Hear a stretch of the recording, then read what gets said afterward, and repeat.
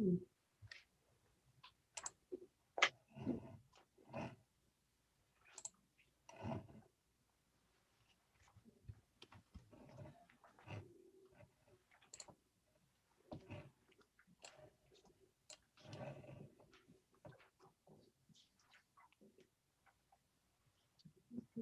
you want to discuss the other items, the old business as it is on the agenda?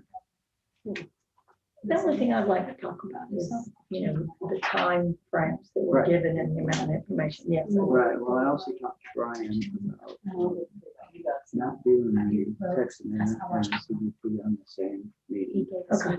And he said Rifle Beach is the only town that he knows of that does it. And I think it would be better. But there's 7 of us on the board, so we need to decide if we want to do that. And that again would be obviously just advice that we would send to the alderman and ask them if that's okay to do that.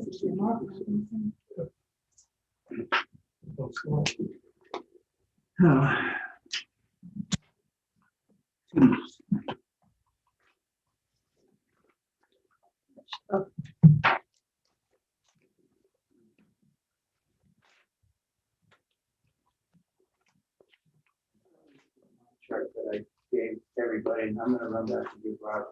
Where is it? Please, I'll make some copies of this so I can. Okay, hand it out can to you you. make sure, Robert? Yeah, I'll do that. Thank you.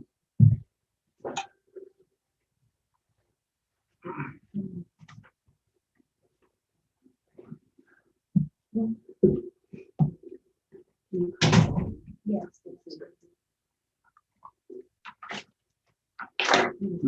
I know. Glasses. Fogging up.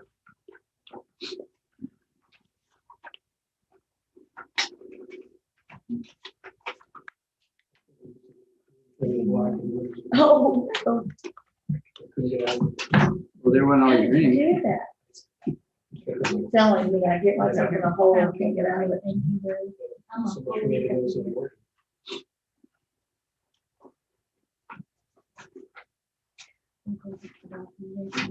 Check out.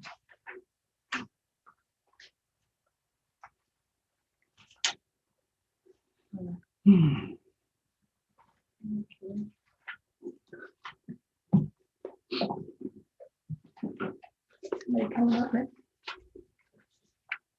Maybe they're going up. There is some reason. At the door? Hmm? Outside the door? Oh.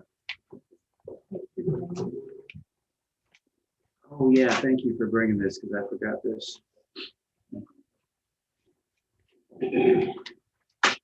Okay, so I have 5:30. Robert, before we begin, do we have anybody virtual? Yes, Sam is in the conversation. I'm here. I don't know if you guys can see me or not. Yeah. Yeah, there you go. Welcome, Thank you. and welcome, Kitty. Also, 3 other people, Mason and someone named Mac User. You said 3 other people? One person just left actually, but yeah, there's 2 other people besides Sam. Okay, thank you. Well, I'll call the meeting to order, and I will ask everyone if we could join in the Pledge of Allegiance. I pledge allegiance to the flag of the United States of America and to the republic for which it stands, one nation, under God, indivisible, with liberty and justice for all.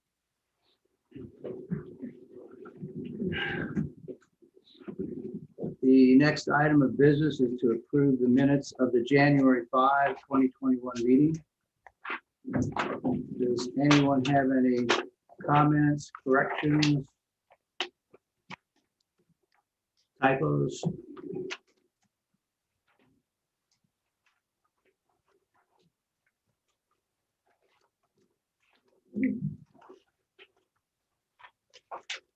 If there are none, is there a motion to approve?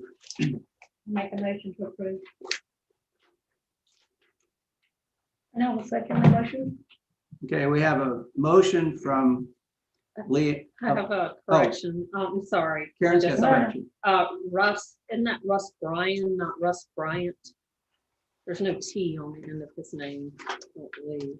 On the second page down at the bottom under Attorney Jennifer Carpenter.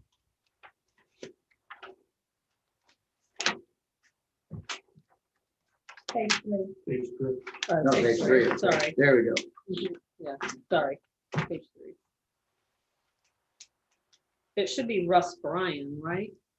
B-R-Y-N, yeah, not Bryant. So scratch the T. Okay. Did Robert get that? Robert, did you hear that? Yes, I have it. Thank you. Thank you. Okay, so we have a motion from Leanne with the correction, correct? And then a second from Cheryl. All in favor, say aye. Aye. Aye. Okay, so moved. Next item of business. New business, with a little bit of, I guess I have to see, is there a motion for nomination for a chair? I nominate Jim Smith, the chair. A Thank second. you. Does anyone else want to nominate someone? This is always a little embarrassing. I'm very happy and honored to serve if you so elect me. So Robert, Leanne motion and Karen seconded. So I guess I have to call for the vote. All in favor, say aye. Aye. Aye. Thank you. Like I said, I'm very happy to serve and I'll do my best. Do we have a motion for a vice chair? Make a motion. For Leanne to be vice chair. I'll second that. Awesome. Any other nominees? Okay, we have a motion from Karen and a second from Cheryl for Leanne for vice chair. All in favor, say aye. Aye. Congratulations. So our next item of business is agenda item C. Discussion of properties in the C3 district that may be affected by the text amendment to 155.6.5.5 parentheses A. This request is coming to us from the board. They would like more information on this text amendment before they make their decision. And I think first we'll have some information from Tony. And I will make a mention to the rest of the board. I mentioned it to a few folks that I did talk to Brian Eads, our town attorney, and he did say that on all practicality, we should make a pros and cons list of how other properties in the C3 district would be affected by this text amendment. Robert has made a list. I made a list. I've got a couple of questions, the lists don't quite match, but before the end of the evening, we'll have a list of specific properties that are affected by this. And we'll also, I think, are you going to read the minutes from the Board of Aldermen meeting? I did pass it to the applicant's attorney, so they have that. Okay, I wasn't planning on reading it. You can if you would like. So. we may want to, but after we hear your presentation, we may want to, just for clarification, so we all know what our job is and what the board is requesting of us. So, oh, yeah, we're gonna hear from Tony, sorry. Chairman Smith and members of the planning board. Again, staff had this on the consent agenda at the last Board of Aldermen meeting for the text amendment and the CUP to go forward at the February Board of Aldermen meeting. At that meeting, Alderman Dole pulled that, wanting to bring it back for discussion, the text amendment. as far as not to vote on the text amendment again, but look and see what impacts that text amendment may have. And our list may be different than, my list may be a little bit different than yours or Neil's. So we're going to look at those lists. So, don't be shocked that they're a little bit different or comments are a little bit different. But Robert, can you go to the PowerPoint?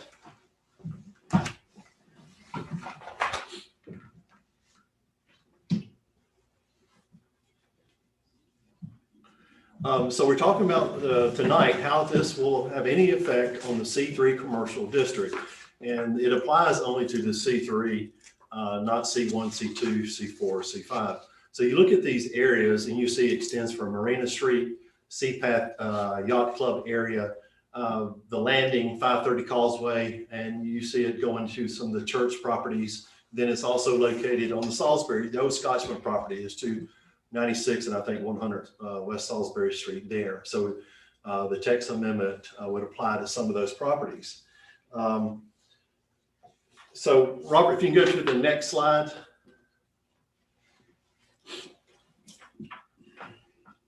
And, when staff, and first of all, I want to thank Robert. He does a great job on these Zoom meetings, and he did a great job with a lot of these maps. So this is the C3 properties that we have, the staff has looked at to say, okay, these are a little bit under 10,000 square feet, some are more, and we've kind of identified them, and we can go over them one by one. The first one is 1 Marina Street. If you look at this, it's a parking lot. That lot is used for the required parking for Blue Water. So the question is when I looked at this, I don't think the text amendment would apply to that lot. And if y'all have any comments, please tell me. I mean, to me, it's not developed. That's what that text amendment says. It has to be a developed piece of property. And the question is that developed? Well, I thought in the definition that we got for the application, that is the definition. If it's a paid parking lot, it's developed. And I did look at the UDO definition, and that's what it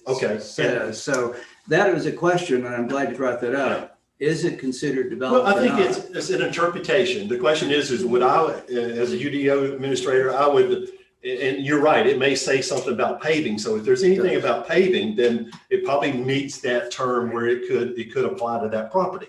So that one Marina Street that text amendment could apply. But remember, it's got required parking on it. So what has to happen for that to happen? It probably won't happen is what I'm trying to say. You got required parking. So that's one that could be a question mark, and these other ones could be too. Well, I think in my mind, and we've all been thinking about this a lot, I think our challenge is our job is to question the what ifs. Okay. So what if they build a parking deck or some other facility that does meet the requirements, and then that lot becomes available to, Yeah. So I think we have to. It very well could, but it's in a commercial district. You're going to have those setbacks. And remember, there's 2 uses allowed in commercial district. It can be permitted or it can be conditional. So it very well could if it was pulled out of there. Right.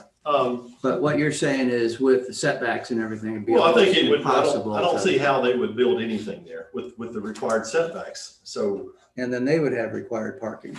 Yeah, so they would. So, when you look at that hard, I'm not too sure if it would apply to that.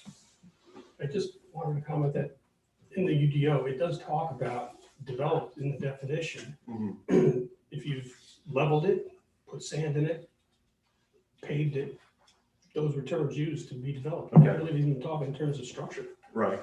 So I think we need a clarification because that has a lot to do with how we evaluate this and think it through. So if we don't have an answer to that, I think we have to assume that it is developed. And I think so too. I think we Yeah, could do that. I agree. I think we could do that. Is it on your list? That's lot. Yes, I'm checking them off as he goes, yeah. Yeah, It's see, 8276 square feet. Okay, so but you didn't have it on there because it's not highlighted. Why didn't Okay, I- so I think, well, Okay, the get it. square Okay, footage is just wanted- highlighted. Yeah. Got it, okay, got it.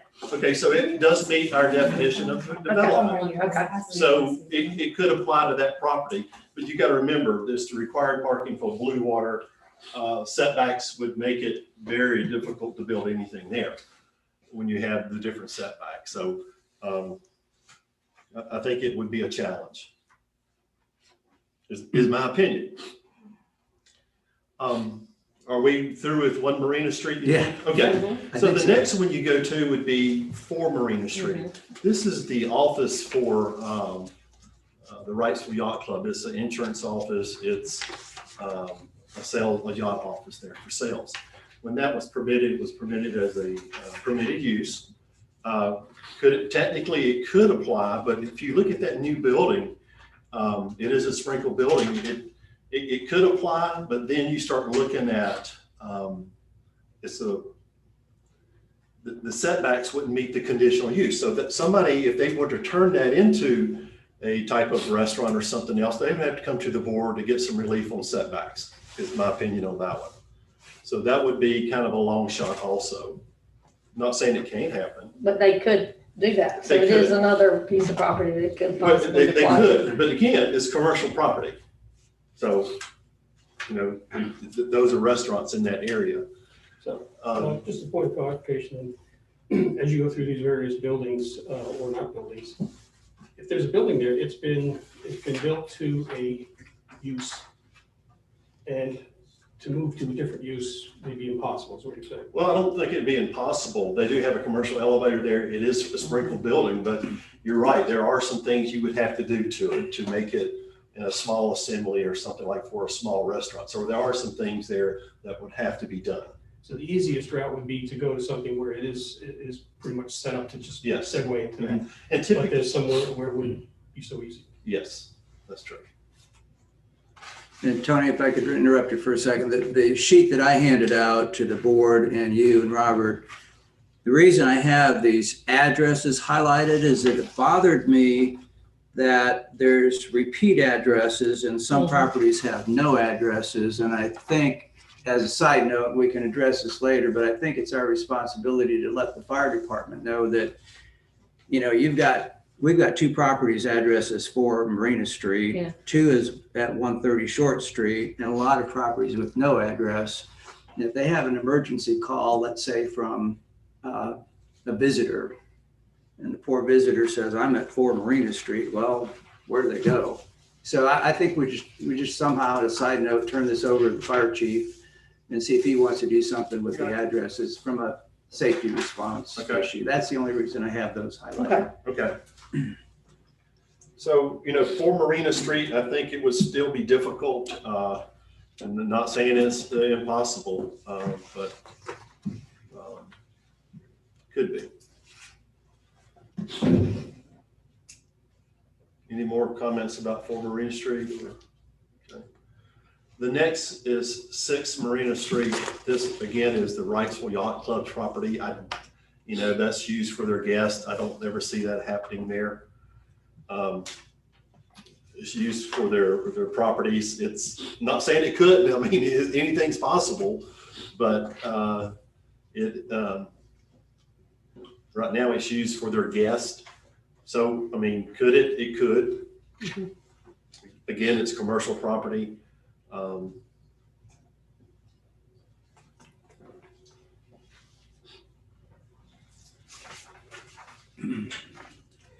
Basically, with 6 Marina, it could convert into any permitted use. They could be permitted, or they could come in at any time and apply for a conditional use permit for restaurant or with text amendments or anything like that.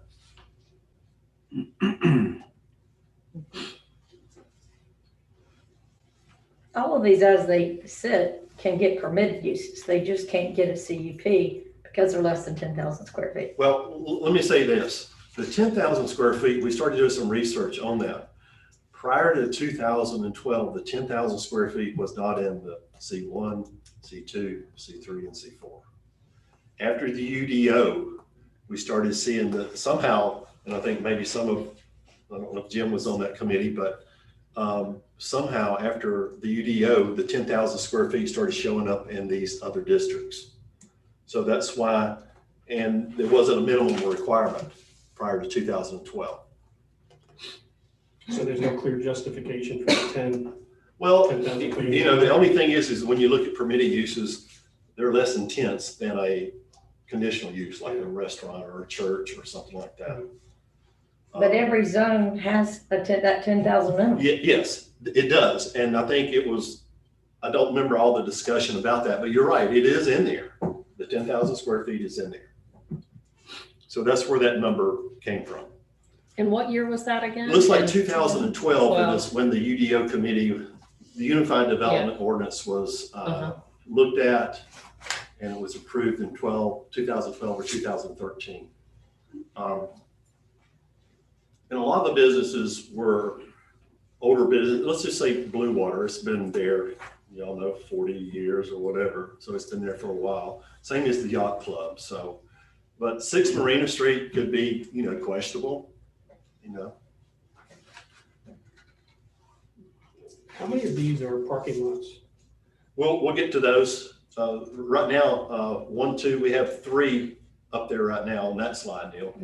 Okay, and the reason I say is, you said you can't see that it would become, they would build on it. I think the parcels are so small, they would, if you want to, we'll go to those other If ones. we could pick one. And Yeah, test it let's look at and lot see how the 29A Short setbacks work. Street. That one is only, 7,841. It's kind of narrow.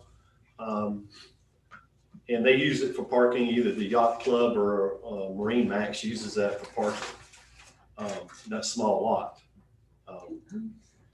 Yeah, Neil, what Tony was pointing out is if they did try to use it for another use, they'd have to do something about meeting their parking requirements for the current use. Right, so that's required parking. So for someone to do that, they would have to make parking reduction in the other businesses there. Or park underneath it. They could. And, you know, that area has been looked at for development for a long time. Elevated structures there, just nobody's come forward. Parking underneath, elevated up above. It has potential, but it's, Long shot. yeah, Yeah, But it's possible. It's possible. possible. okay. That's a very important word. Is it possible? I think it's very important word. Is the parking in that whole area accounted for completely? It is. In all the allowances? Or If you remember, when the Rightful Yacht Club bought this property here for the 3 condominiums, they call this a commercial marina area. And their parking, all this parking here is tied to all the slips here, and some of it's to this right here. So that's all required parking for the boat slips and those uses there. And Blue Water's included in that as well. Blue correct? Water has It's a- part of They have the, their own. That's, They have their own parking. Their parking is somewhere right here, like Okay. it's right in this area. but they are part of the. They all share, everybody, they Yeah. are, Yeah. and they all share parking. And the lot behind Reddick's, that never seems to be, it's full of water mostly, but doesn't seem to be loaded with cars or boats. This boat storage there, parking. Seems to be a little parking. utilized space in the area, just And- trying to understand to what extent And again, here's anything can another change in this area. lot here, which, you know, it could. And then this is a duplex, so I don't see that changing. I think residential use is a higher use than anything else. The 4 Marina right there, that's the condominiums that are being. That's the sales That's the office. sales office. Yeah, okay. condominiums are right Will be here. right there. Yeah, Robert's got The his. restaurant will go And that's- right in front of, Yeah. And that used to be commercial, then got switched to residential zoning, yes. the condos, right? Yes. No, well, it still says C3. But The they did, condos are? yeah, because they did it with a different district. They didn't rezone it. They just Uh-huh. called it something different and it was permitted. It is residential, but it's still C3. but now that's 2 Marina Street. We're talking, yeah, 2 Marine Street, the Uh-huh. condos, right. that are But going that up. one is less than 10,000 square feet, so I think it needs to be on the list. Well, if So they it's, still should turn see it back It's the into same commercial. thing. but it's being developed Because now. they did come, and that's how the Marina Restaurant, because then, Yeah. you remember that came up? The thing is They could have started from the very beginning and done a restaurant there, but But could somebody take one of their units and make it into a commercial business? I don't think so, because they changed the district to a commercial or a marina residential, so, and that building is built as a residential building, so I think it'd be difficult to, with the commercial building code, to do so. I'm not saying they couldn't, but I think it'd be difficult. Is that saying that it's not a mixed use? That is not mixed use. It is not a mixed use project. I just wanted to interject. I'm sorry to bother you. To Marina, if you don't go past the bulkhead to the property line, is roughly 11,000 square feet. That's why it's not on the list. They've got Now- 92, 97. Where did you get that number? If you, well, now admittedly, I'm using ArcGIS, and it does a calculation of the square footage of the polygon that outlines the property parcel lines. I think it's gonna be different. What Robert's saying is maybe different than New Hamlin County tax, the GIS stuff. But I think, and I know that we can't, when you go on the New Hanover County Tax website, it specifically says, you have to sign a disclaimer that you can't use this as the gospel, Right. that it may be off a little bit, but I think we need to be careful that we don't include something that makes it larger than it really is. I mean, the deed, well, what we need to do is pull up the deeds, which we can do, but they're showing 92, 97 square feet, so I think we should include it on the list for now. Okay. We can include it on the list, but Well, you mean on this list? On the Well, list of what the it list might of- apply to. I agree. I What- mean, to Marina Street. Yeah, well, I think on the list that I think we're going to want to give to the Board of Aldermen, that these are all the properties that could be affected by this text amendment. Is that okay with all the members? Yeah. We can't I'm prove gonna it. make I it think we as, can't overlook it. I want to err on the, Yeah. Are we gonna include lot 29A and lot 25A since they're so small? Do you think we're gonna include those or? I mean, I think that we need to. Yeah. yeah, And anything's possible. I think it should be included. My opinion. Where were they on? That's it's no address. It's one of the ones that's. Oh, the no Yeah, there are address. no addresses. 7841. It's in my, the memo. I have it listed as lot 29A. Cross-referencing all the lists. So where's the second one? On the here. second page. Mhm. So where's the first one? Robert, what's the square footage on 25A and 29A? First one. 7,841 on both of them. Okay, I've got the seven, Mhm. yeah. I've got that Oh, one here. Maureen Heights. Okay. here we go. No, that's at Green Curve. Yeah, there's both of them, no address. Okay, so we've got those. Okay. And then we're gonna add the To Marina. to Marina. We said 8 Marina couldn't apply because it's residential. I mean, But how could could somebody not go in there and turn those 2 condos into something more? Yeah, I think we need to include 8 Marina because it's under 10,000 square feet. Yeah. I mean, you can, but that's, like I say, it's a residential building. It would be a uphill climb to do So something like there's that. two things here. There's the fundamental issue is the size, it qualifies. And then it's the likelihood, and that becomes Yeah. a stretch. Yeah, the likelihood is the subjective part because, the world is changing. Now we've got a situation where we might not have gasoline cars anymore. So, just all kinds of things that are going to happen. And, I had a gentleman say to me the other day, said parking garages may become a thing of the past because you don't want to hear that. But, I don't know. we're going further and further away from cars and municipalities are reducing the required parking. So anything's possible. So I think we just need to put it down. Okay. As advice to the board, and then they can make the decision. Something fundamentally bothers me about this space in that there's so much just flat land, paved, but yet it's somehow seemingly it's fully developed. And it defies logic, I think, that there's all this open space that is not at some point going to get reconfigured, maybe subdivided, and I can't imagine all these racks of boats they must have a lifetime. It doesn't necessarily take an act of God to change that, except rust. I don't know, but it just doesn't feel right that we have all this open space and nothing's gonna start to impact it.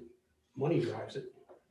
You know, I don't know if the $16 million house will ever sell, but, you know, we see what's happening on Pelican, money wise. Yeah.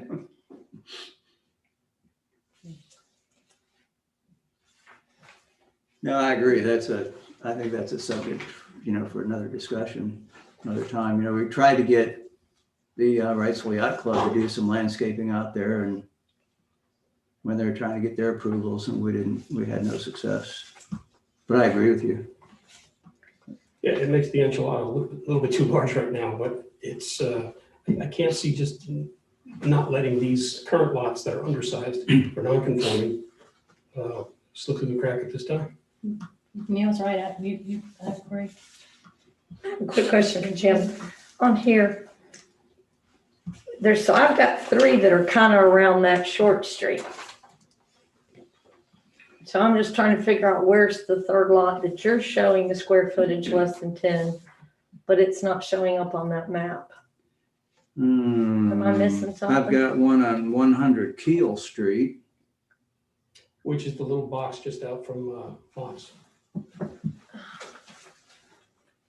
Are you talking about this one, Jim, this one, or this one right here? This No. is Keel. No, We found out those 2. I think, it's 100 Kill Street. it's the office building right there in the corner. Just straight. Marine straight up. Max No, front no, of, down. in front of Mont. The Wilkinsons or That's something where like Tony that? just pointed to. Wilkinson's Law Office? or Well, there's what's the office there. Yeah. I think that's all a part of this property here. So I don't think so, is it? Let's see, I've got Marine Max in front of Mott's. So it's gotta be the little building. Piece of Marine Max has a site there. Maybe I better bring it up on the computer. Robert, can you pull up the, Parcel of, 100 Keel Street is what you're talking about? yes. Yeah, I've already got it pulled up. Let me just share That, over there. By 150. it's that office he's talking about. is that, somebody lived there and then they turned it into like a, It was Wilkinson's Law Office for a while. yeah, so it's been a commercial. Because it's got the decks It's in the Blue, back. Blue Water Yacht Sales now. That's Yeah. what it What size is it? I'm showing 9349. I And don't that know. was, 81 by 150. Yeah, so it needs so to be on 100, 100 Keel Keel Street. Street. okay. Sorry, I just Oh, that's- Trying Can to you see it on the screen? cross Yeah, we matching. can see it. It used to be a little private club. Yeah, I know exactly what you're talking about, uh-huh. There used to be a little private club there. You had to pay a little membership. So now it's a Blue Water Yacht Sales? Well, I don't know when this picture was taken. Oh. It's a, Is it a law office? It was a law And- office. Wilkinson's Law, and then, mhm.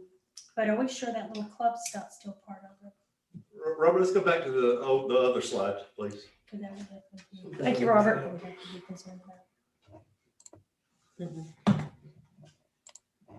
And, since we're in this district and we're talking about these properties, so in zone commercial, what would be the impacts, negative impacts, if one of them were to be a permitted use, or is there a negative impact, I reckon, if one of these did that? So that would be a question.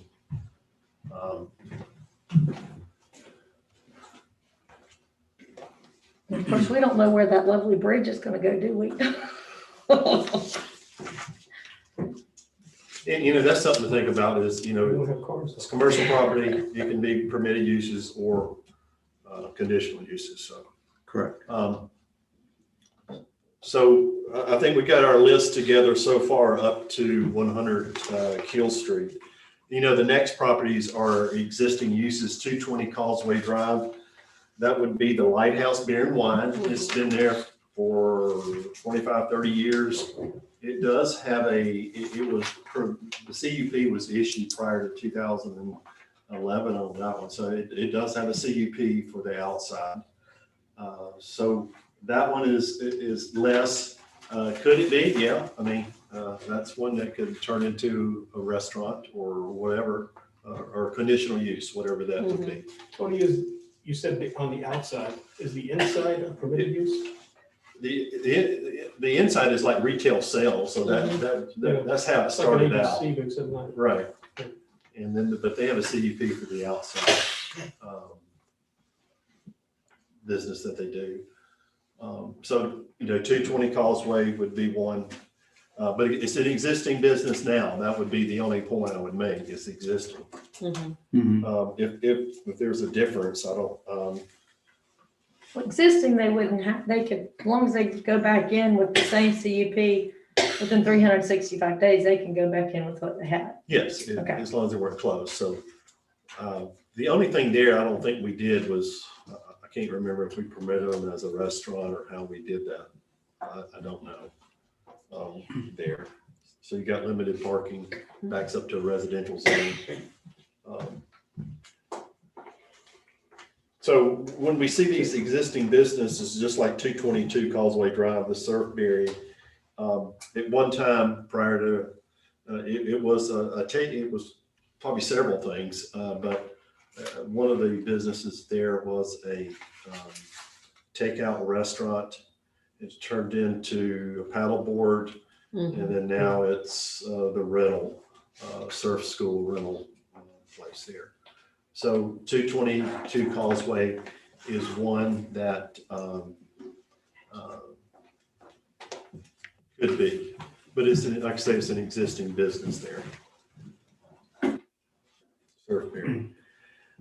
The other property is 224 Causeway Drive, Mellow Mushroom, been there for some time.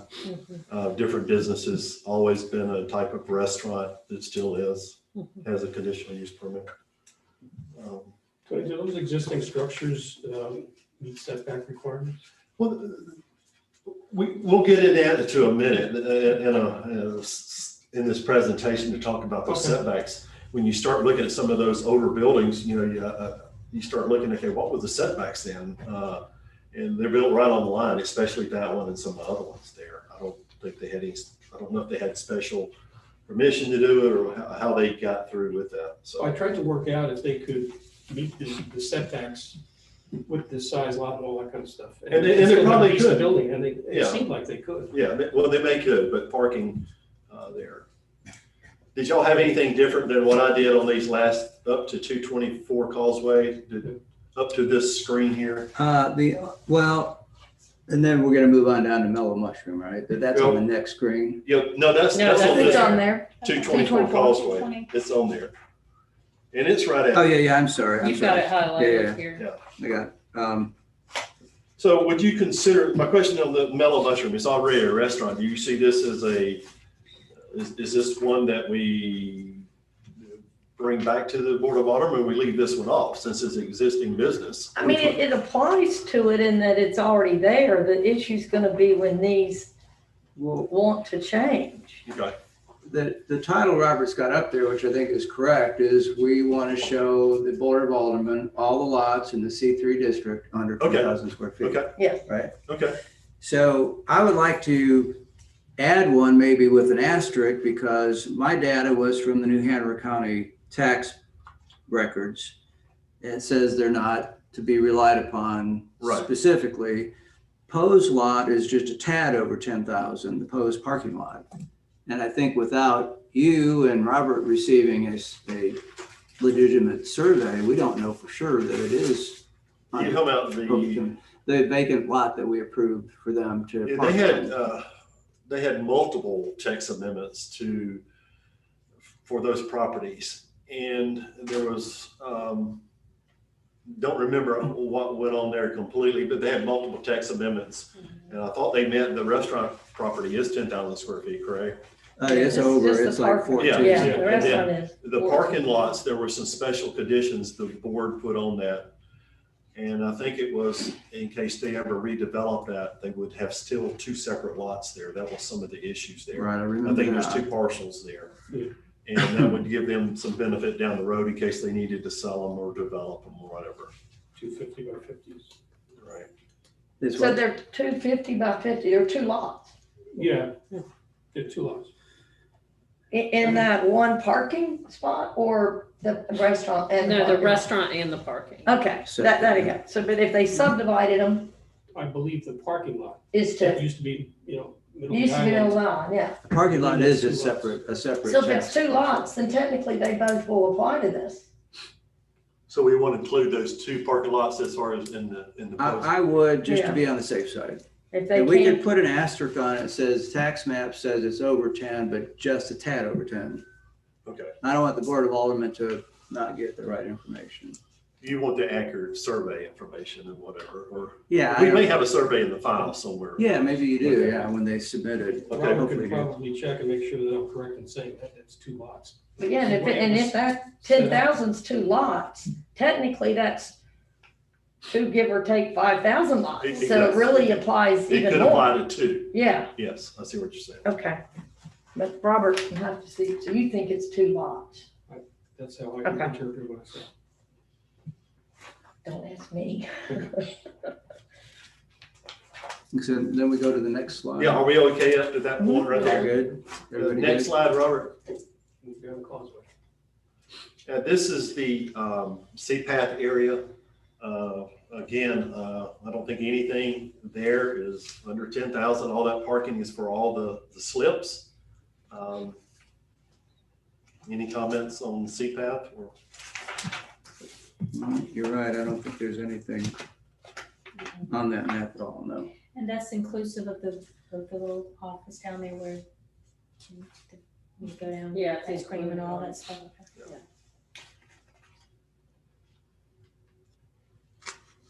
Next slide, Robert.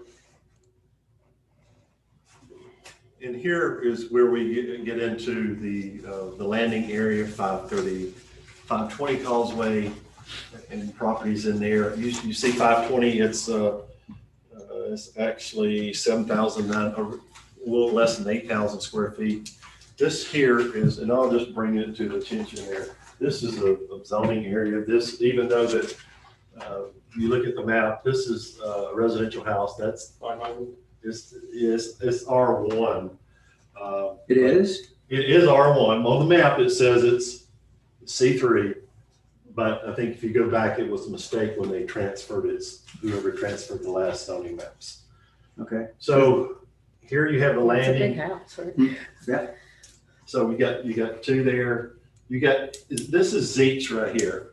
right. And 34. this is the lot behind it that belongs to the church, I believe, there. Zeke's has a conditional use permit. It's been several things. It was an office building. It was a donut shop when it received its first CUP. And then went to surf club, Surf shop. the Annex. annex, and then it went to Zeke, excuse me. So those are, you look at that little lot that church has, it's probably a little bit of parking there. Technically it may, so that's under the limit there. Something seemed very strange looking at that the parking lot right next to Zeke's. That seemed like it belonged to the church, not to, Intercoastal. yeah. I think it, Which one now, Neil? The So there's a parking lot just to the right of the building, looking at it from here.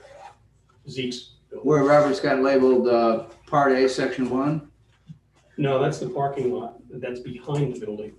He's talking about It's right where here, Tony put the arrow, right here. or, There's parking right here. You can't really see it. so there's the entrance to the Yeah. landing parking lot. To the left of it. Mm-hmm. But that is part of the landings, if you look at the tax map.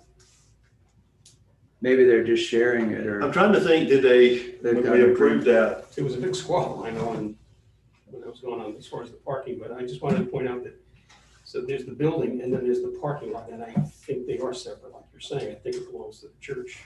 the Yeah. landing. Which makes it excruciatingly smaller even as a piece of property. and Zeke's is 3,400 square feet, 3,421. yeah. So.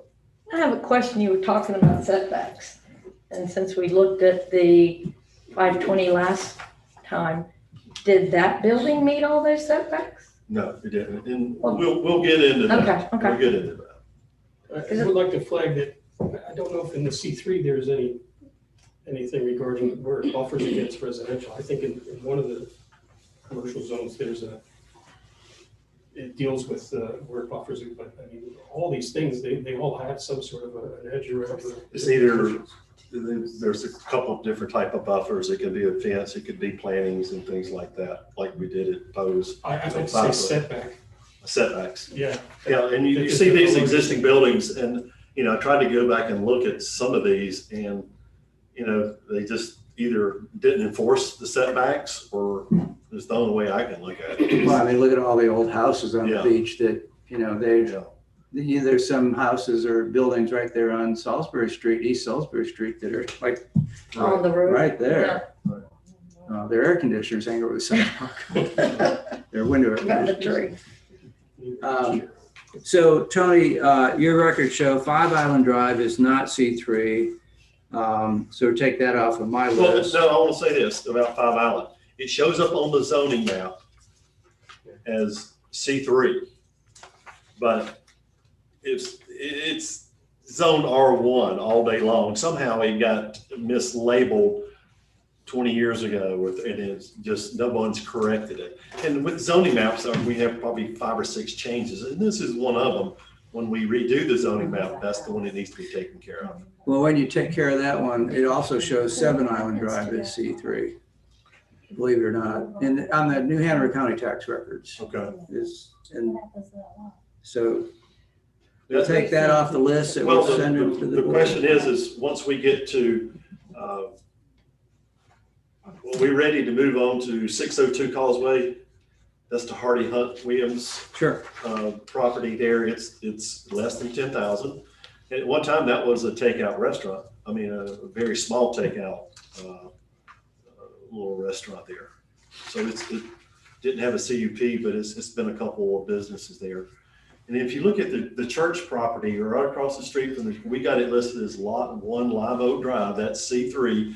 That is a parking lot there Right. in front of the church. It is its own C3, and it's Right. used for the church parking. So Okay, so we got those. Now you had 527 highlighted. 527. Yeah, the office at Coral Drive, which is across the road. And the reason I did that. is- intercoastal, yeah. No, at Coral Drive. Okay. Intercoastal's You're talking Yeah. about that on the building, corner of the dark Coral gray and building. Causeway, and it's only 19 square feet more than 10,000. Okay, so It's the one that just got sold recently to Play something. yes. The big dark gray building, they're on the corner. Okay, so Okay. what we'll do, I may have a survey in the file. The survey would clear it up. It would be the gospel as far as the size. Great. So Okay. we'll look at 527 Causeway Drive to see if it's less than 10,000, we'll send it on. If not, we won't include Okay. 527. Thank you. Just Thanks. flagging a couple of properties that are right at the edge. Right, that's all. I highlighted a couple that were just at the edge, just to be sure. Okay. 27.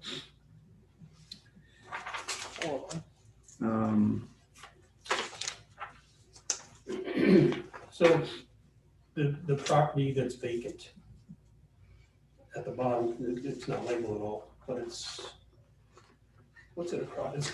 Oh, yeah. That's Intracoastal Realty. It's right here. There's another you're one right talking here. about- Is that it? Yeah. That's a vacant lot. Yeah. Mhm. Now, That is 525, but see, that's over 10,000. Yeah. And intercoastals is over 10,000. I had a short conversation with Robert the other day because we're talking about what's developed, what's not developed.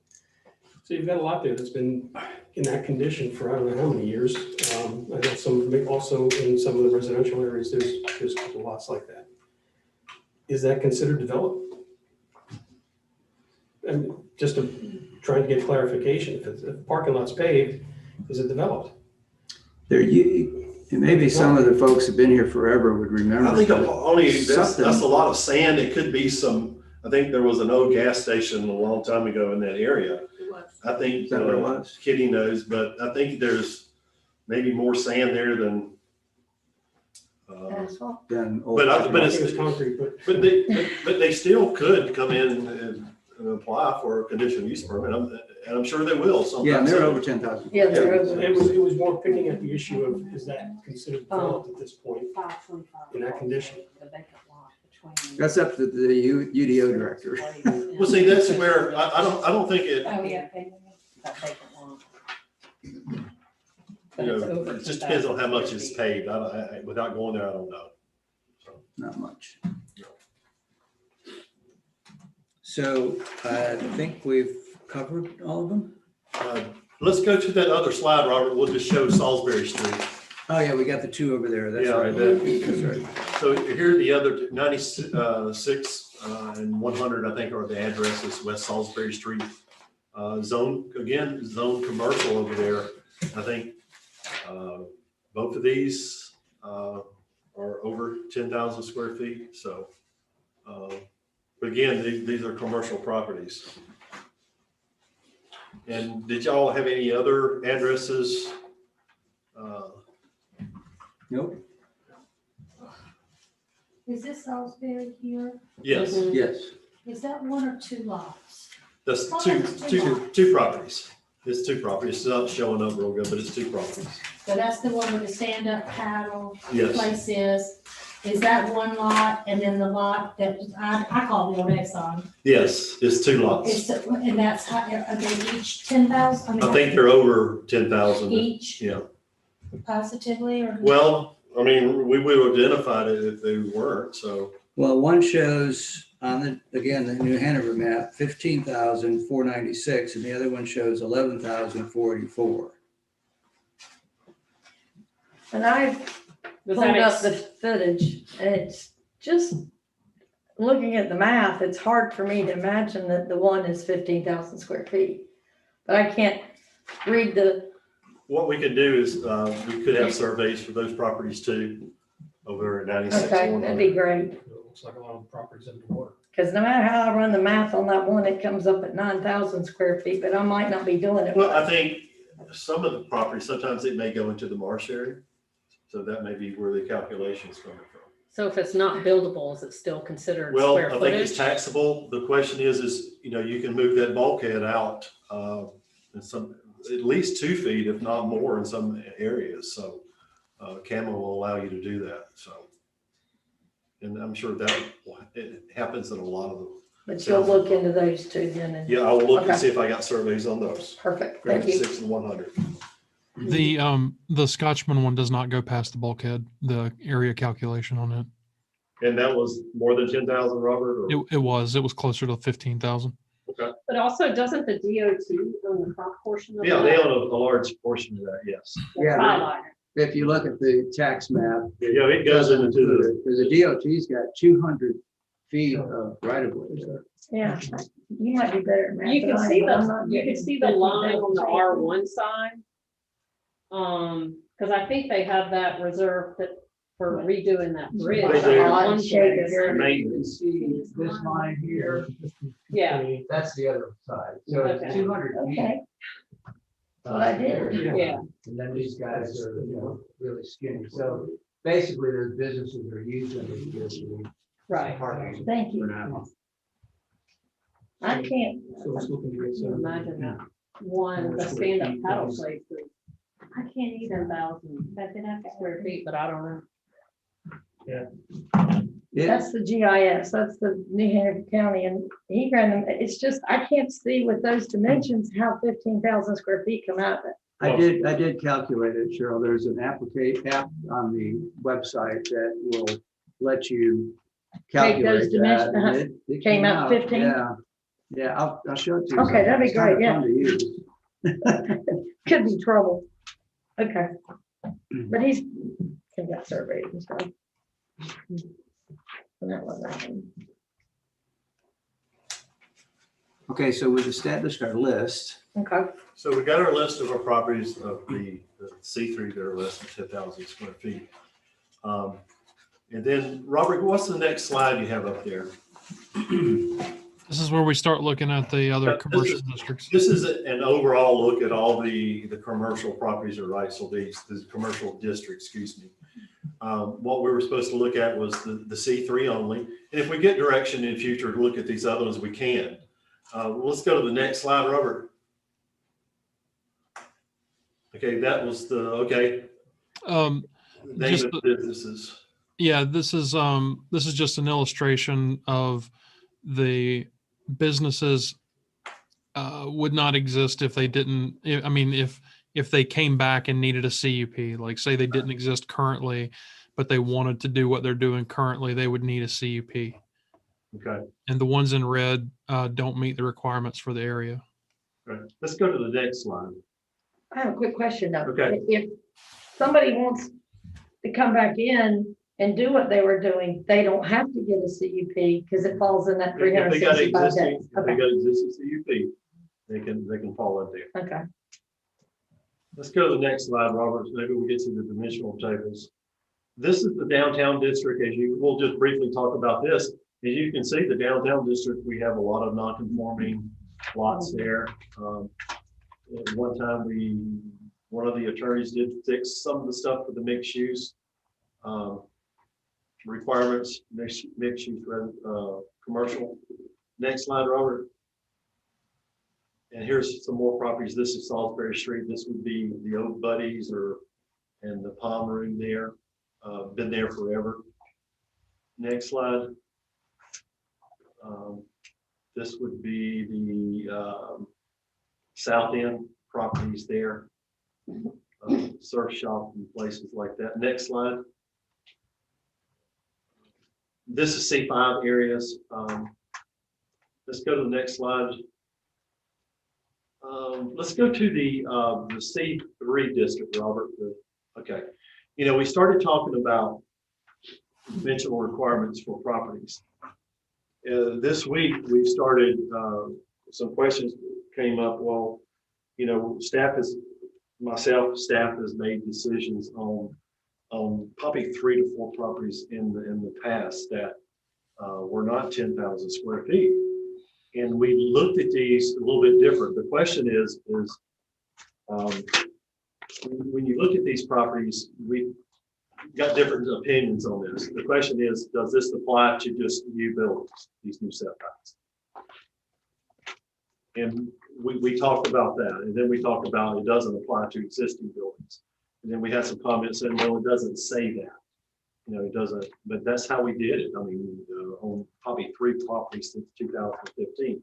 So the 2012, the 10,000 square feet got put into that. So the ones that we permitted, I mean, it's conditional uses. They had to come through planning board of Alderman. We looked at them and said, you know, it can't apply, or you know, it only applies to new buildings. So this week we started discussing, and we raised some questions with that. Well, probably need to do some cleanup in those areas to make sure it's clear, a little bit more clear. Clean up in the ordinance. You clean up the ordinance to say this right here doesn't apply to existing buildings, or it does apply to existing buildings. But then what do you do with your older buildings that are in the setbacks? Let's just take Melon Mushroom. They're all in the setbacks. What are you going to do with them? So something's got to be looked at those properties. And what we did with Pose, with the attorneys that came in with Pose, we went to our non-conforming section and started addressing additions to buildings in the C1, C2, and C3. They cleaned up some of the things they wanted to do there. And at some point in time, if we get the direction from the board, maybe that's where we need to look at that non-conforming structures to make sure it's clear. Because someone could call me out and go, well, Tony, it doesn't say that in the ordinance. But it's my responsibility to, when individuals come in with different uses, to try to put them somewhere. Where does that use fit at? Where does that building, what was the intent when these buildings were built? So, and staff has done that. So for the record, yeah, we've approved probably three of those. So. Can I see that map you were showing earlier? Like the one that you pulled up? Yeah. Let's see. I was just looking at this map. I was listening, but I was looking at this at the same time. Tony, if I could clarify what I think I just understood you say, is that, so there's existing buildings and they have purpose and they've had perhaps multiple purposes over the years. And what you're trying to do is enable these buildings to continue to exist, but not just let them off the hook for, I don't know, setbacks, I guess. You can't really change the setback. Right. Change. I'm trying to get a feel for what you're trying to accomplish in everything you were just saying. Well, I think what we were trying to get any doubt out there from somebody who questioned my call to say that this is okay to do this, to move it forward.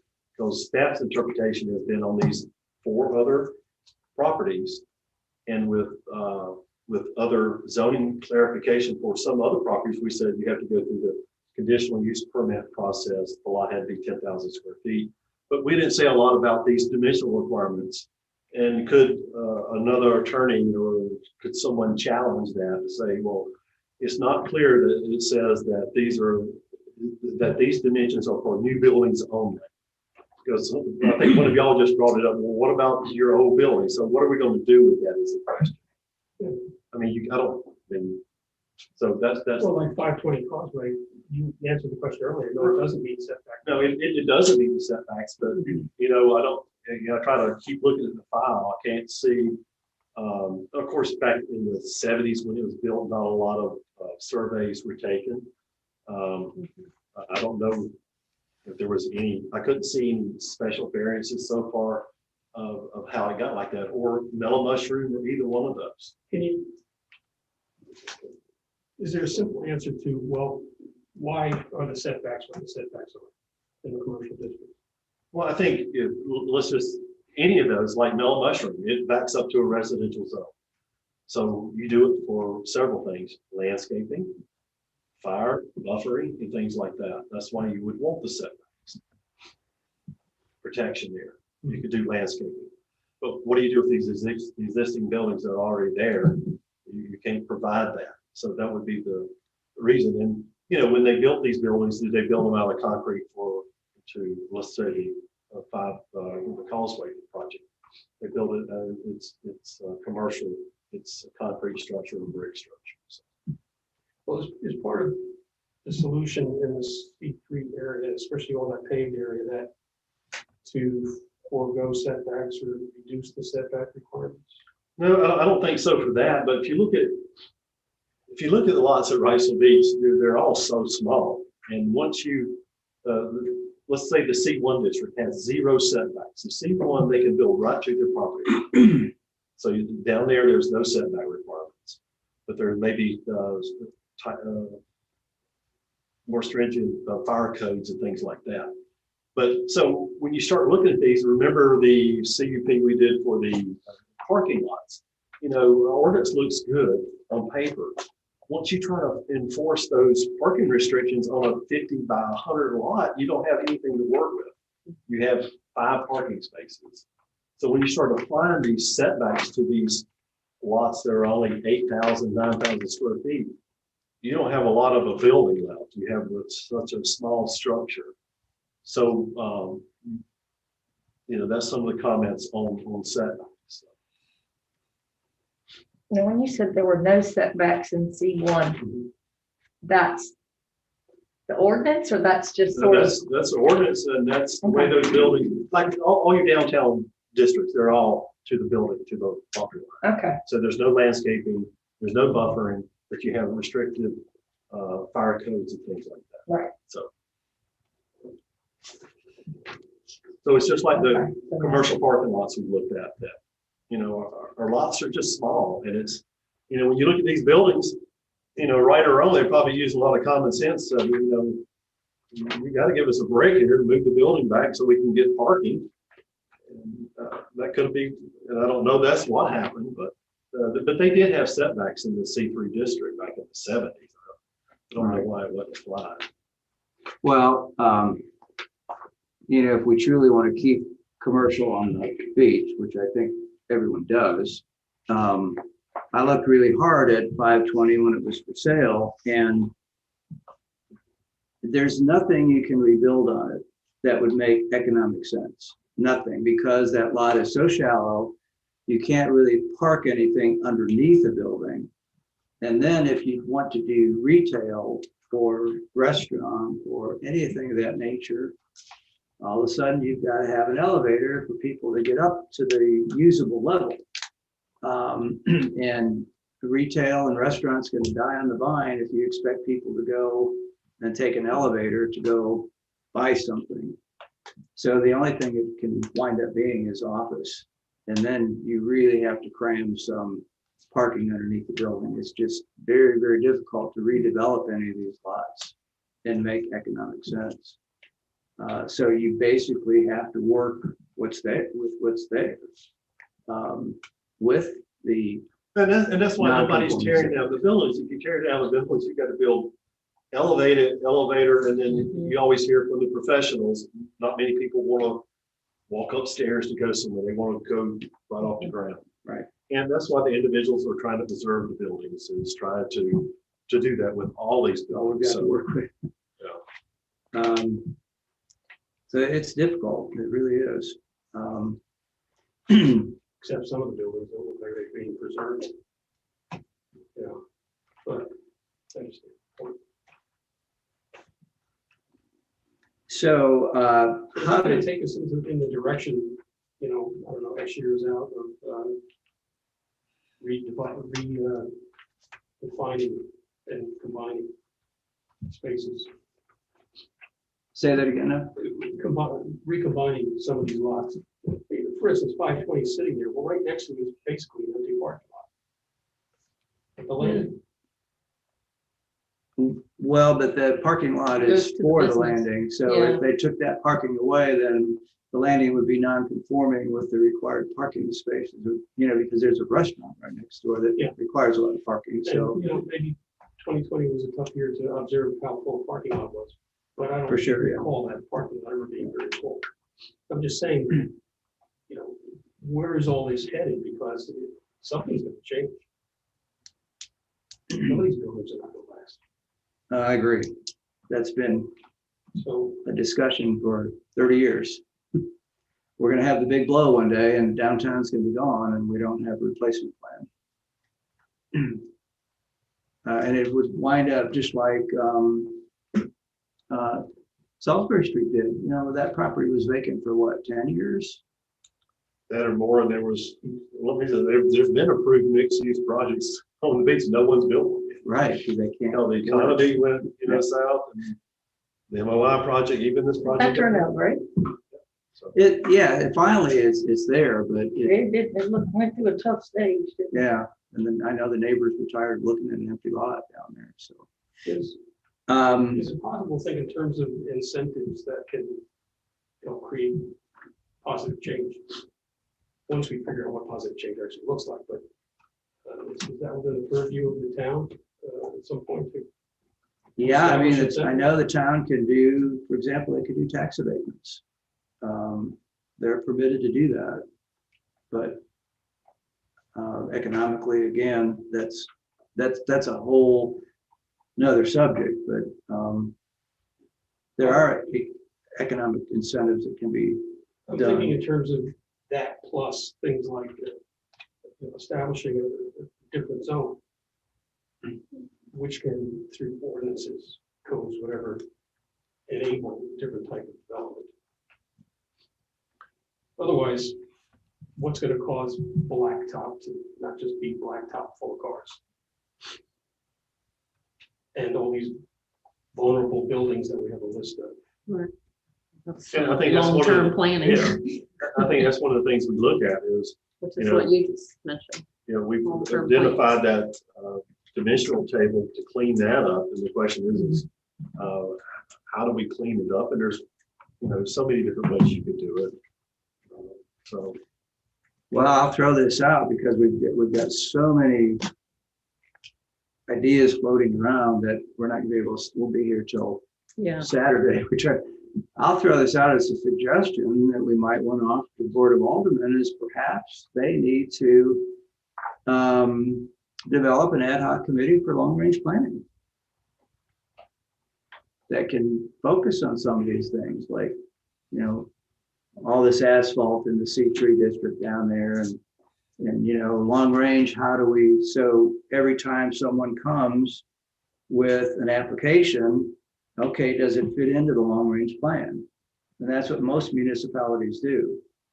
They have a long range plan, and there may even be, Tony may know, there may even be some groups we can work with, and there may be even some grants that would fund. Yeah, we've hired different consulting firms in the past for different. And can we get funding for that, or?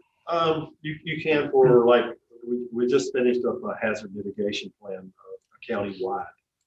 We had grants for that. This probably couldn't do anything local like this, I don't think. We try. Yeah, we could try, but I don't think we could, definitely. But if it's the will of this board, I mean, I think that would be a good suggestion, and see what the Board of Aldermen say, you know, like, okay, we've got all these properties, what are we gonna do with them? Because, you know, the way I see it right now, I mean, nothing's gonna change unless something forces a change, like a hurricane. Yeah. And I know Ace mentioned it at the last meeting, Sue Bullock for years has touted, you know, we need a plan, and I'll use this as an example, and I've given the Board of Aldermen a hard time about it. Our Parks and Rec building got destroyed in 2018, and it's still sitting there looking like, excuse my French, but it looks like a piece of crap. And we have staff working in a hole in the wall. You know, we've got 3 people crammed in a space that wasn't designed for an office. And so it takes government a long time to do things. So if we have a hurricane this summer, and we don't have a plan in place to help replace and rebuild downtown is gonna look like a surface, you know, dirt lot for 10 years. And it would be nice if we could start rebuilding after it gets destroyed, or even before it gets destroyed. So just my I thoughts. assume it would put a lot of pressure on the board if that happens, to make change quickly. Yeah, because they first of all, they've got to recover they've got recovery efforts they've got to do from the storm, let alone spend all their time trying to come up with a plan. So it'd be nice to have a plan. Thinking through is probably better than reacting to pressure. Right. Investigating what other plans are done. Maybe we put that recommendation that they look at the long range plan, you know, when they look at this. If you think, I agree with everything you just said, Dave. If you think about the C3 district, and then just separate it and talk about the Marina Street, Keel Street, you know, obviously it's all about boats, but it doesn't have to just be about boats. It can be about other elements of all that. Obviously, there's a parking challenge. Then you have the corridor part of the Causeway, Causeway Street. Maybe we have to just break these down into, you know, edible pieces and figure them out, and not just it's C3 and trying to fit everything into all the variety that might be all exist there in the future. Yeah, I That's agree. for another chapter. Yeah, that's, I agree. Kitty's been here forever. Through all this many times. You have any words of wisdom for us? You know, we've talked about that downtown district for so many years. If there was a storm that wiped it out, what in the world would you do? Having a long-range plan cannot be bad. No, we've talked about it many, many times, but nothing's ever, you know, you just talk about it and it gets filed away. But you gotta spend money to study it, and, you know, Huntsville Beach doesn't believe in spending a lot of money, so Right. therefore you don't do it. Right. That is a critical area. Yep. That really, really needs to be studied. I think it's great for you to suggest it. But how much responsibility for these buildings downtown or wherever? When does the responsibility fall on the owners as opposed? Well, the owners, i.e. the stakeholders, are gonna have to have a big voice in what happens with these I mean, properties. why is it I mean, I know because of ordinances and all that, but it seems like to me that the owners should be responsible for their buildings. Well, they know what they're getting into. I mean, Right. you know, they buy them and so forth. They know what Particularly they're recent getting into. purchases. Yes. Yeah. They know what they're getting into, but. Right. You know, none of us kind of get beyond the, what happens if. Yeah. Right. And I don't think they do either. I mean, yeah, their income will be gone if those Right. buildings, and then they have a lot of at stake, because if their buildings get destroyed, they can't rebuild them. But Is isn't that it correct, Tom? their responsibility to fix the building in a manner that maybe wouldn't get, if it does get destroyed in a, Not if it's destroyed over 50%, Yeah. they've got to conform. Is that correct, Tony? Yeah, they have two options. They would well, I know. have Yeah, an I option. think she's saying, I make it They're talking about better. if a cat make it five came better, through. yeah, or if a cat five 4. came through here, you know. I mean, I think those are, you're That's a- talking about keeping. Yeah, it that's a up, yeah. what if, but if currently, today, tomorrow, next Saturday, isn't some of this responsibility on the owners to make their buildings nicer, better, more attractive, stable, you know, just like a dock. If your dock is in bad shape or starting to be in bad shape and you fix it, or you could come along, you may not lose it in a, you know. I hear what you're saying, yeah, but So much of this is grandfathered too, that, you know, like my house was grandfathered, and when it was destroyed, you know, instead of having a duplex, I had to go to single family house. right. But all along, I knew as a homeowner that this possibility existed. Right. So I didn't realize it was gonna be that difficult, and I'm sure none of these people in the business even think about it if they can help it. But it's just so grandfathered that you know, it's difficult to do anything. But a big storm, it's a, you know, we had owned this house since 1935, never had any damage, never. But the big one came. Yep. So, you know, there's always that possibility. But it was my responsibility to build it back, like she's saying. Yep. Yep. Yep. Because the insurance didn't come through for hardly No, anybody. I got For $40,000 for that house. wow. for What's insurance. this you got? Period. You got Florence. Florence. Florence. Everything was depreciated because it was built in 1934. Okay. Uh, Okay. Well, I feel like we're getting We're off off subject Yeah, a little but- bit, well, so. yeah. I agree. So I don't know. guide us. Speaking, well, no, I mean, feel free to. I don't know. It's a little concerning that now that we have the list of all these properties that We that- didn't have before. we didn't have before, and speaking to what ifs, we've talked a lot about what ifs. It's like, what if this happens, or they want to do this or want to do that? So I guess from my respect, I think it's a little concerning, you know, just counting them out here, looking at all of them, that all of these properties fit into that I realm. want to ask a question there too, Tanya. I know I've tried to read all the minutes and everything. Like what you put here is less 10,000 feet or less, Yeah, the that's correct. important ones. Yes. Then up here you have C3 properties identified for discussion, and you included in that the Salisbury Street, West Salisbury Street. Why did you include that? Well, in that group? when I did that paragraph, it was just the areas that the C3 was, Oh, just the but areas. because that one is Yes. bigger than that. That's Right. correct. So it doesn't really, No. it's not like these in this group. That's correct. These are the ones that we actually are here to talk about, Yeah, right? and then the ones they added here also. But I will say, like the Salisbury, the one part of, because it's two separate, is it two separate? It's Yeah, two separate. Right. So the one on the right is not much bigger, is it, than it's 11, isn't it?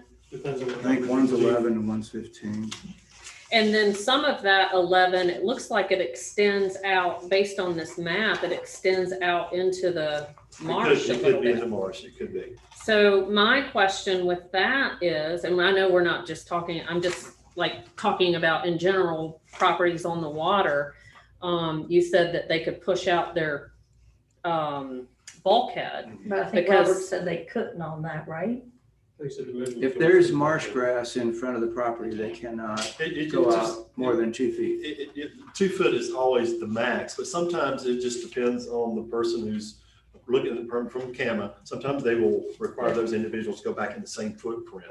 Right. I've seen them do that too, but I've seen them extend it also. But The yeah. question is do we count the property that's in the marsh or the water? Right, So that's because, the question. well, I just know that we've applied for properties that we own on the north end to have our bulkhead extended out. Right. CAMA came, did all these soil samples Right, in the marsh and said there were these organisms in there that, you know, were crucial to marine life, and we couldn't extend it out okay. a foot or so. So I think, and then if that happens, does all of a sudden that piece of property Fall into. fall into, Yeah. that's, I mean, I'm just, Yeah, what and- if? And we have these conversations with residential properties. Yeah. You'll see a few Yeah. residential properties, especially the south end. Which that is go- what I was And referring then to, if it which is a does, if residential. that did happen, what Carol was saying, and the footage reduces down to be under 10,000, can that property then be combined with the one beside it to form, to meet the requirements of, then you're talking And- about and being way. That's a over. good question. I don't know the answer to that. Probably we could ask our attorney, and then we'll get our attorney's opinion on Mhm. counting the area Right. of the marsh Yeah. or the water. Well, they could combine the lots, but then they're gonna be over 10,000 square Right. feet. That's what I'm saying, can they combine the two lots and then they'd be over the form, that was my question, can they combine the two lots? I think anybody can recombine, yeah, Yeah, I think they can recombine them. I don't know but I don't know what. what kind of benefit advantage that it has. because they're already at 15 on the other one maybe. So I don't know. And we're talking about 10,000 and less. Yes. Right, yes. right. Can we table this until the next meeting till you get a chance to find out the answer to I these mean, I don't- questions? the board didn't tell us to do it tonight. The board- Yeah, I mean, I would feel more comfortable getting answers to these So properties. we can get the answers to the account in the marsh of the water. We can look at some of these surveys and try to bring And that circle back information. around next month and Yes. then make the recommendation from there. Yep. I think that's a agree. great idea. Another thing I was gonna ask who does this go to? Me. Is it Sorry, last. would meeting. ask the board if you would want to, and we can do it quickly, is just take a particular lot, and I'm looking at 527 Causeway Drive, which is the office on the corner of Coral and Causeway. Right. And it is supposedly 19 square feet over the 10,000. But what if we just looked at that and did a pro and con list of what if they came in to Tony, made a proper application and said, we want to do a restaurant there? That's the question at hand, right? So, I mean, it's conditional, it's a C3 property. yeah, Mhm. If they meet, it's could be a conditional use right. and they could apply for it. So So now what happens? Like, I think that's what we want to do is what if that comes in? What are the pros and cons? And that might apply to a lot of these other lots. Right. And the reason I picked that one is it would appear to have plenty of parking. I think it has. It would be kind of a cool restaurant. It would kind of just be like, what was that one where the breakfast thing is down on Wrightsville Avenue where you went Oh, yeah, upstairs yeah. eating stuff? The Italian places. Near now. the old ABC store. Yeah, Oh, Yeah, Toaster. yeah. Toastery. some. Yeah, it's now Toastery, but it used to be a cool restaurant. What's the And I value? liked it, but, Well, that So- goes to your question. What you're asking, sounds like what you're asking is exactly what you said, maybe, unless I'm wrong. When you were pointing up here, you said, what are the negative impacts? Is that what you're? right, pointing it's to? okay, it's right Well- adjacent to residential. There's going to be the question that comes up, are they gonna serve alcohol? Unintended consequences. Unintended consequences, or are there so many pros that it makes sense? Is that good for the beach? Do the residents want it? The application that we had last month, all these people on Harbor Island want it. Now, they don't understand the unintended consequences sometimes, We but, had a couple,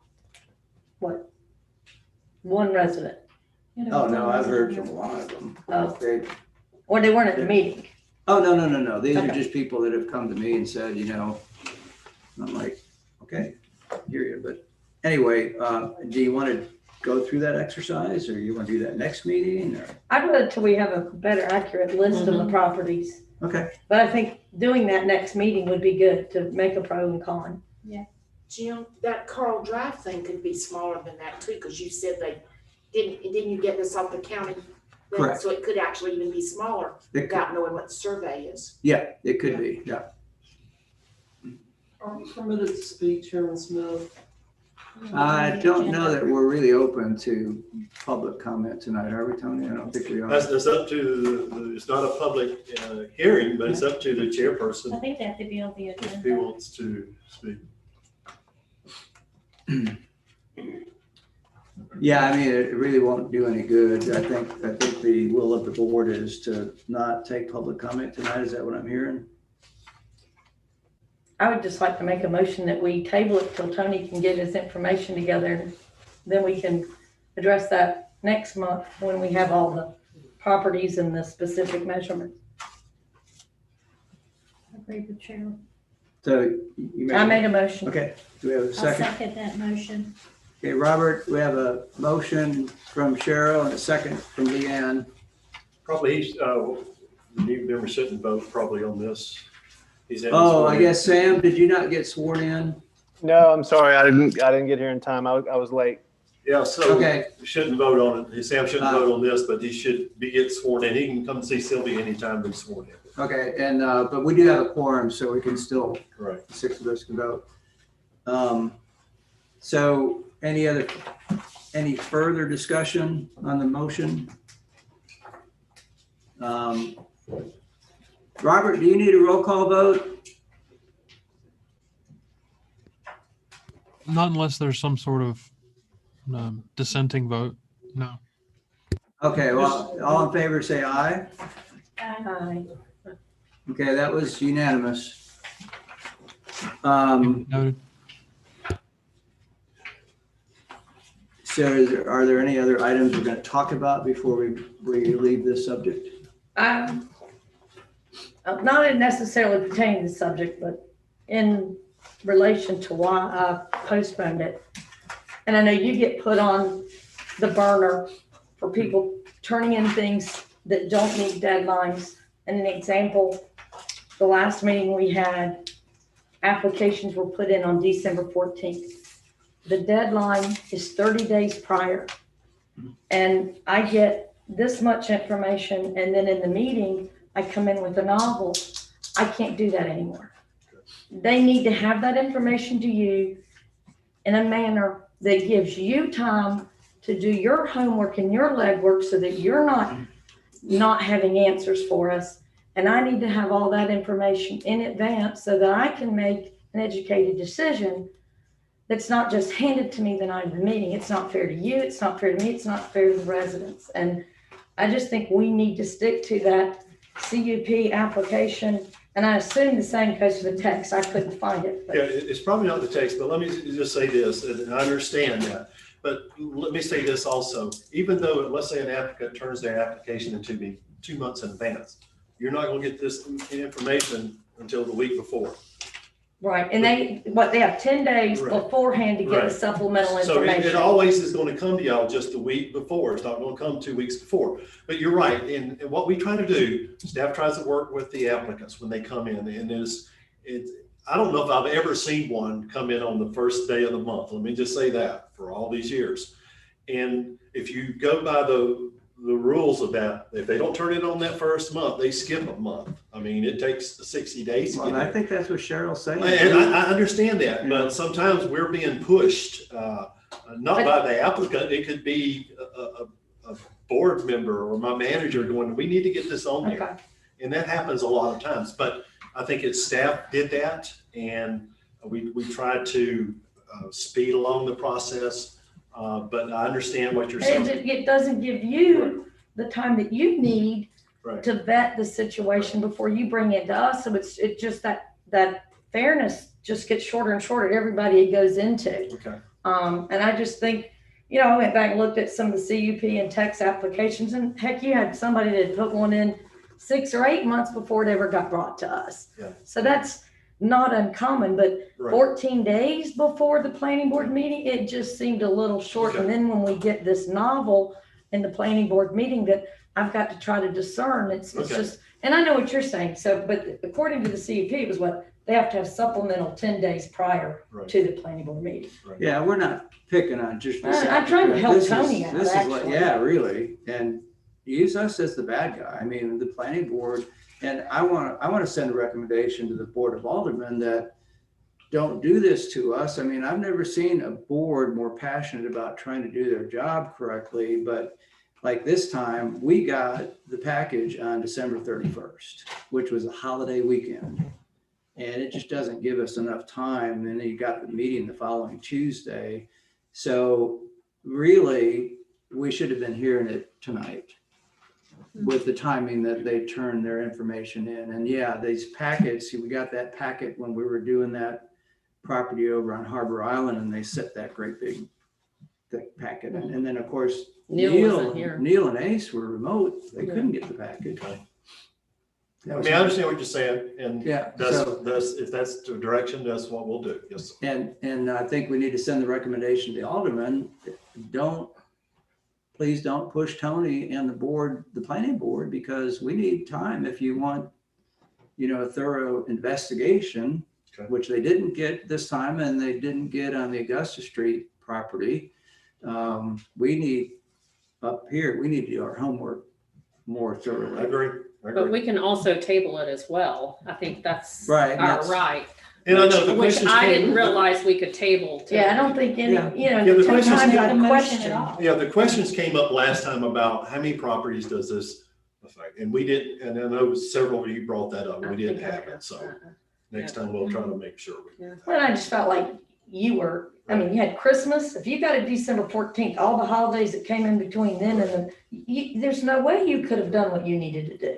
Okay. And so I stand behind you, and we Okay. need to Yeah, stick to we're those rules as Okay. they are We written. know you're swamped. I don't know how you're doing all these inspections and everything with all this Well- construction, but, so you need the time. That was Um, my only. So that was one, let's see. Can I just add something before we get into that? Yeah. Because I think as a board, we all want to be very thorough. I know that I am. I know that you are. I know that everybody, I think as a board, we've been very thorough in everything we've done up to this point, because there's so many things were thrown at us and things were just off. But I think the Marina Restaurant was a good example. That came, we met on that 3 times, 3 months in a row.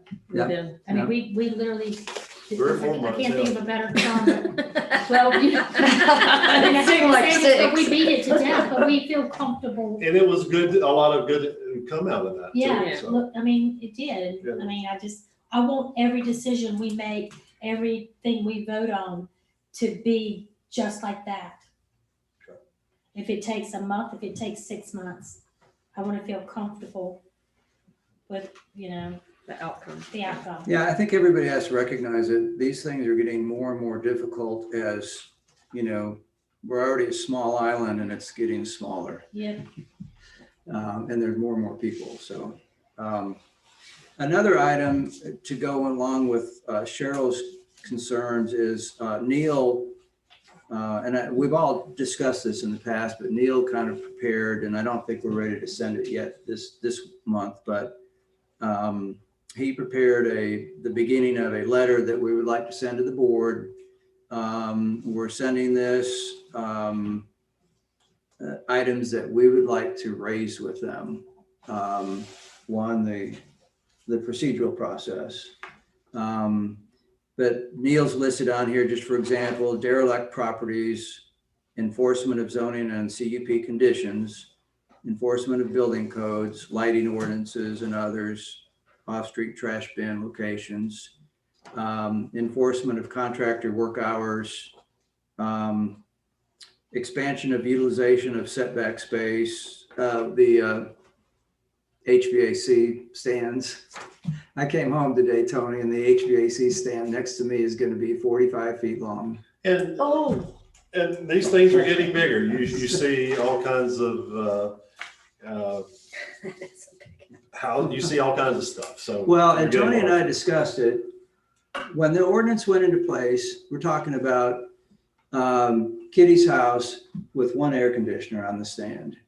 These people have 3 air conditioners coming, a pool heater, their generator, all this equipment going along there. Now, People building it. it's like, so this is all this construction and these setbacks, and they're 4 feet, and unfortunately, the way the ordinance is written, they kind of can do it. Unintended. Now, fortunately for me, it's gonna be a nice stand, but it's still, it's like, my concern is fighting fires. And still the fire department, you know, getting Being able to through get these between. narrow spaces, because now there's a fence, and then the next guy's got the other 4 feet, so, and they've got to get through with equipment, and so forth. But anyway, that was that one, and then clarification of definitions of allowed uses, transparent listing of non-conforming lots, which we've been talking about, developing a strategy regarding commercial districts. So some of the things that we want to try to start addressing with the Board of Aldermen that have been concerns of ours. Well, And and it came from the conversation we had, which was, we keep saying we would like to have a meeting with them. But this is just to take a more proactive approach with them and say, here's some of the stuff we want to talk to you about, rather than just have a meeting and then try to scratch our heads in that meeting and figure out what's the issues. Right, So right. it's us carrying the ball to them. well, one of the And that issues list that, was just a list composed of things around this table over the past number of meetings. yes, I think if all of us could write down items that are bothering us, one of the items that have bothered us all is what happened with the Augusta Street, is the notification of neighbors.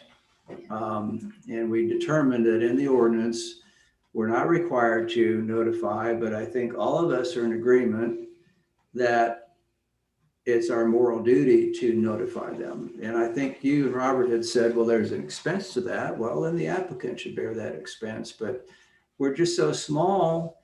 Somebody made a comment to me, like, why should the people on the south end be concerned about, you know, and I'm thinking like, because we're so small, it's going to affect them. Like the Augusta Street property. So items like that, we'd like to send a letter to the Board of Aldermen with our concerns. And I don't think, well, I shouldn't say that. I mean, there's a will in the way, there is a will, there's a way, but I think there's a lot of things that we probably need to start addressing. Okay. Even as I mentioned to Tony, and I don't think unless you want to decide tonight, I mentioned to the town attorney, I've never liked having the Text amendment. text amendment and the CUP at the same meeting. I've never liked that procedure. Now, yes, we'd have to kind of refer to, well, this is the CUP that's coming, but to have to do that in one night, and here we are, and you know, the same thing happened with Augusta Street. You know, here we are, we came back to it, so that could eliminate that process. Okay.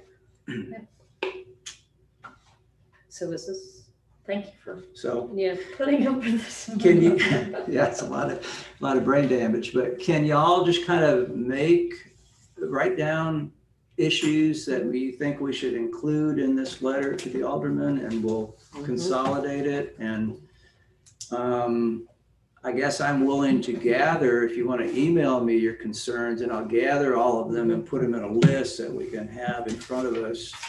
Yeah. For the next meeting. Mhm. And I'll email you that list, you and of course Tony and Robert too, so we can have it ahead of time to save time at the next meeting. And was there anything else that y'all had? Robert was going to clarify that spreadsheet, the corrections. Oh, yours. Oh, yeah. Robert, did you hear that? Oh yes, I'm here. Sorry, I'll let me go back to my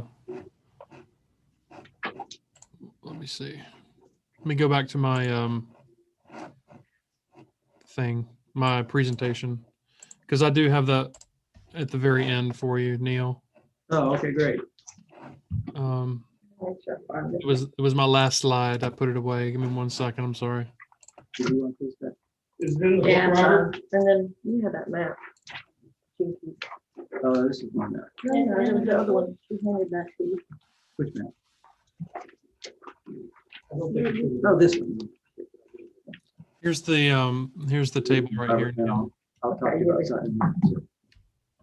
Because I talked to Tim about it earlier today, just looking, and the C3 is the only one that mentions a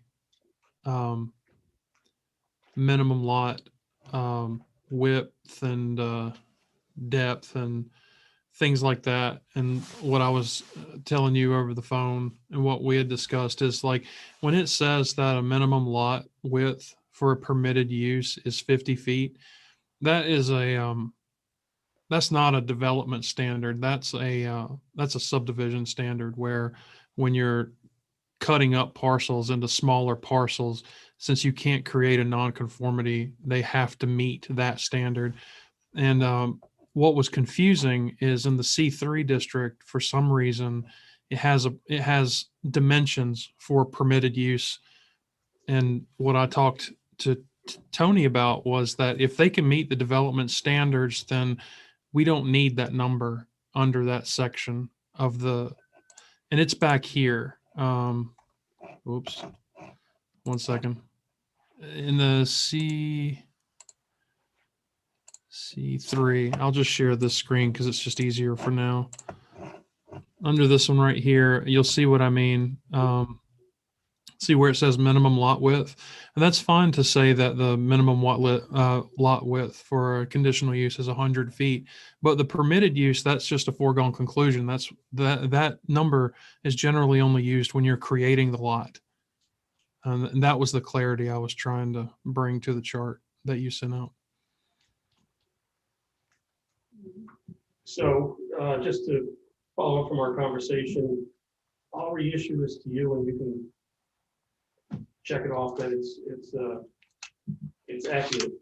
And the other thing is, you'll make changes then to the UDO documents at some point? That would require a text amendment, probably from the planning board or some sort of direction to clean that section up. But I will say that probably the best time to do it is when we adopt 160D, because we will have to re-adopt our development ordinances.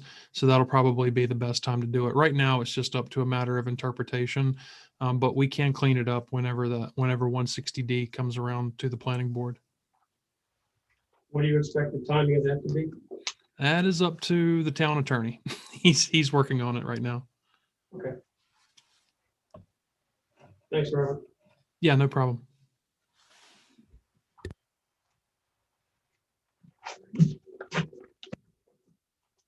Are there any other items that any of the board members would like to bring up under old business?